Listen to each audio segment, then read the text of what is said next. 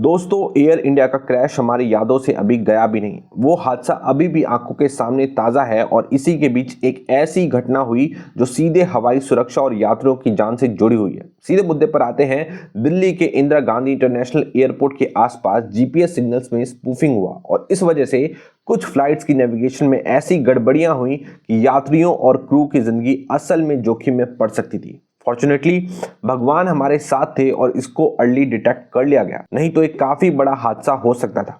Multiple pilots ने report किया कि उनके एयरक्राफ्ट का पोजीशन गलत दिख रहा है। जहां प्लेन एक्चुअली था, जीपीएस उसे कहीं और शो कर रहा था। अब सोचिए, अगर एक एयरक्राफ्ट रॉन्ग पोजीशन पे हो और दूसरा एयरक्राफ्ट उसके रियल पाथ पे, then it's a direct life risk. और ये जो स्पूफिंग हुई थी, ये बस ऐसे ही नहीं हो गई थी, ये अपने आप ही नहीं हो गई। इसके पीछे एक बड़ी शक्ति है जिसका नाम मैं नहीं लेना चाहता, आप खुद समझ जाइए, जो भारत की 140 करोड़ की जनता को नुकसान पहुंचाना चाहता है। क्योंकि अकेले पाकिस्तान की बस की नहीं है कि इतने बड़े लेवल पे स्पूफिंग करे। दोस्तों, आज हम लोग जीपीएस स्पूफिंग के बारे में समझेंगे डिटेल में और कुछ हिस्टोरिकल एग्जाम्पल भी देखेंगे जब कंट्रीज जीपीएस स्पूफिंग यूज करती है अपने दुश्मनों को नुकसान पहुंचाने के लिए। दोस्तों, मेरा नाम है आशुतोष और आप देख रहे हैं सिविल सर्विसेज फाला। कुछ दिन पहले दिल्ली एयरपोर्ट के आसपास नेविगेशन और पोजीशन रिपोर्टिंग में अनोखी गड़बड़ियां देखने को मिली। कई पायलटों ने बताया कि उनके जीपीएस में मिल रही पोजीशन असामान्य थी, यानी जहाज जो असल में एक जगह पर था, जीपीएस उसे कहीं और शो कर रहा था। कुछ विमानों को इमरजेंसी प्रक्रियाएं अपनानी पड़ी, कुछ ने डाइवर्ट लिया और कुछ को लैंडिंग के दौरान अलग तरीके अपनाने पड़े। सिंपल शब्दों में, एयरक्राफ्ट और एटीसी के बीच विश्वसनीयता पर सवाल खड़ा हो गया, क्योंकि एयरक्राफ्ट को अपनी लोकेशन कुछ और दिख रही थी, एटीसी उसे कुछ और लोकेशन बता रहा था। आप इसको इस तरीके से समझिए कि अगर एक प्लेन की गलत पोजीशन दिखे और वही प्लेन रनवे के पास होकर असल में दूसरे ट्रैफिक के रास्ते चला जाए, इसका मतलब है सीधा जोखिम। इसलिए इस घटना को हम हल्के में नहीं ले सकते। दोस्तों, जब नेविगेशन डेटा और रडार ईटीसी रिपोर्ट मेल नहीं खाते तो पायलट का डिसीजन मेकिंग स्लो और कंफ्यूजिंग हो जाता है और क्राइसिस में हर एक सेकंड मायने रखता है। गलत पोजीशन दिखने से अप्रोच मिस अलाइन होता है, जिससे अनसेफ फ्लाइट पाथ बनते हैं और एक्सीडेंट का रिस्क बढ़ जाता है। और इसका असर सिर्फ एविएशन तक सीमित नहीं है, लॉजिस्टिक, इमरजेंसी सर्विस, मेडिकल एवेक्यूएशन और एयरलाइन ऑपरेशंस भी प्रभावित होंगे। अगर यह स्पूफिंग लंबा चला तो पूरे एयर स्पेस पर तक असर पड़ता है। दोस्तों, यह कोई छोटी टेक्निकल ग्लिच नहीं थी, बल्कि एक सीरियस इशू था जो लोगों की जान और एविएशन सेफ्टी की नींव को सीधे प्रभावित कर सकता है। अब समझते हैं जीपीएस स्पूफिंग होता क्या है, बिल्कुल आसान भाषा में।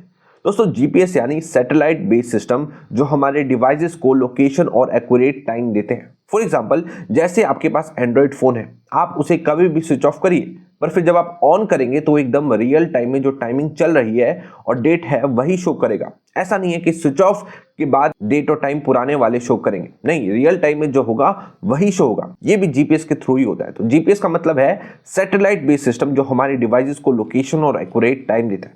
स्पूफिंग का मतलब है किसी ने फेक सिग्नल भेज दिए जो दिखने में रियल सैटेलाइट सिग्नल जैसे लगते हैं, लेकिन उनमें गलत लोकेशन या गलत टाइमिंग होती है। जब आपका नेविगेशन रिसीवर उस फेक सिग्नल पर लॉक कर लेता है तो वो गलत डेटा यूज करता है और सिस्टम सोचता है कि हाँ, मैं सही हूं, जबकि रियलिटी कुछ और होती है। यहां आपको जैमिंग से कंफ्यूज नहीं करना है। जैमिंग अलग चीज है, वो सिग्नल को ब्लॉक कर देता है और इसलिए तुरंत पता चल जाता है कि कुछ गड़बड़ है। लेकिन स्पूफिंग ज्यादा डेंजरस है, क्योंकि वो धोखा देता है। सिग्नल तो आ रहे होते हैं लेकिन वो फेक होते हैं। अब सोचिए, अगर यही धोखा किसी एयरक्राफ्ट के नेविगेशन सिस्टम के साथ हो जाए, तब रिस्क कितना बड़ा है। अब देखो दोस्तों, ये कोई पहली बार नहीं हुआ है, स्पूफिंग पहले भी कई जगह देखी गई है। ब्लैक सी में 2017 में शिप्स की जीपीएस लोकेशन अचानक गलत दिखने लगी। बाद में पता चला सिग्नल्स फेक थे। रशिया और सीरिया जैसे कंफ्लिक्ट जोन्स में मिलिट्री ने इसे इलेक्ट्रॉनिक वॉरफेयर के तौर पे यूज किया, ड्रोन्स को कंफ्यूज करने के लिए और एरिया को ब्लॉक करने के लिए। कभी कभी तो लोकल टेस्ट या गलत सेटअप से भी स्पूफिंग जैसा इफेक्ट देखने को मिलता है। दोस्तों, अब इसका सिंपल कंक्लूजन ये है कि ये इंसिडेंट एक वेकअप कॉल है कि हमें अपने नेविगेशन सिस्टम को और सिक्योर बनाना पड़ेगा। एयरपोर्ट्स पर मॉनिटरिंग सिस्टम स्ट्रांग होना चाहिए, पायलट्स और एटीसी के लिए स्पूफिंग डिटेक्शन ट्रेनिंग होनी चाहिए, और सबसे इंपॉर्टेंट, एविएशन, डिफेंस और टेलीकॉम एजेंसीज के बीच कोऑर्डिनेशन और फास्ट होना चाहिए।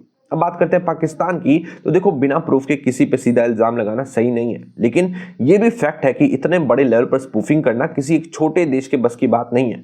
हो सकता है किसी बड़े कंट्री के सपोर्ट से या टेक्निकल हेल्प से ये अटेम्प्ट किया गया हो, शायद टेस्टिंग के लिए या हमारे एयर स्पेस डिफेंसेस को चेक करने के लिए। फिलहाल हमें पैनिक नहीं करना चाहिए, बस सिस्टम को और स्ट्रांग और अलर्ट बनाना है, ताकि नेक्स्ट टाइम कोई भी हमारे एयर स्पेस के सिग्नल से खेल ना पाए। मिलता हूं आपसे नेक्स्ट वीडियो में। जय हिंद, वंदे मातरम।